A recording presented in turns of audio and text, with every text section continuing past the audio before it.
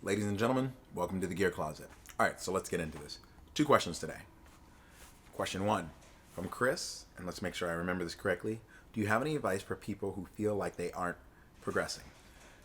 Chris, if you're not progressing in your climbing, there's 3 simple steps that I think you should do. 1 is a self-assessment.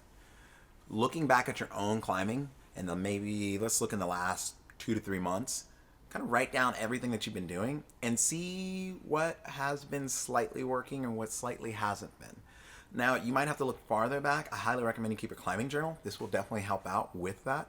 But look back and see what was kind of working for you, and then make a simple plan. This is step 2. Create a simple and easy plan that you can commit to. It's got to be so easy you feel guilty for not committing to it. Simple is sinister. Simple is effective. So, write it down, keep a record, then make a synopsis of all of that, then write a new plan, something simple you can keep up with. If you've done all of those or you still feel like those aren't helping you, get a coach. Honestly, a coach is the simplest way for you to be able to move forward in your climbing sport, whatever sport you're involved in. A coach can either help write you a plan or look at the plan that you're currently having and get your plan to be a lot better. So those are the 3 things that I would recommend. Take a look at what you've been doing, see what was working, write a simple plan. If none of those work, find a coach. Next, we are going to do, let's see here. Who do we have next on this list? Straight fire. Jackson coming back with another one. What is the most important thing when you're buying your first trad rack? I think before you buy your first trad rack, you need to find a friend that trad climbs or join a club. I'd recommend the American Alpine Club.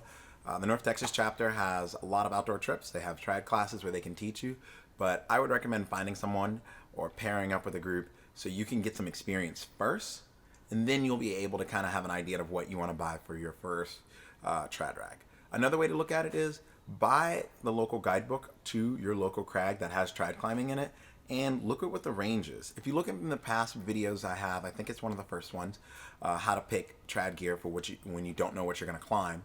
That's a good way to look at it because then you can get a range of, all right, I need to buy 0.75 all the way to number 4 because those pieces of gear work almost on every route in the area that I'm going to be climbing in.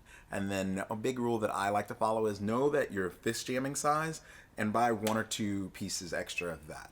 If you're uncomfortable, whatever you're uncomfortable with, whether it be fist jams, hand jams, finger locks, whatever that is, I would recommend 1 or 2 extra pieces so when you do come across that, you have the ability to kind of sew that thing up. So that would be the advice that I would give you in buying your first trad rack. Pair up with a buddy or getting plugged in with the American Alpine Club. They can take you climbing. Then you'll get an idea of what you want and what gear you can buy for your first trad rack. And then last but not least is know where you're going to climb.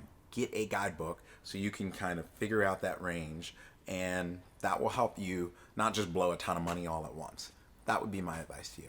Guys, I love your questions. If you have any other questions, please hit me and I will get back to you as soon as I can. Other than that, happy sending. Talk to you guys later.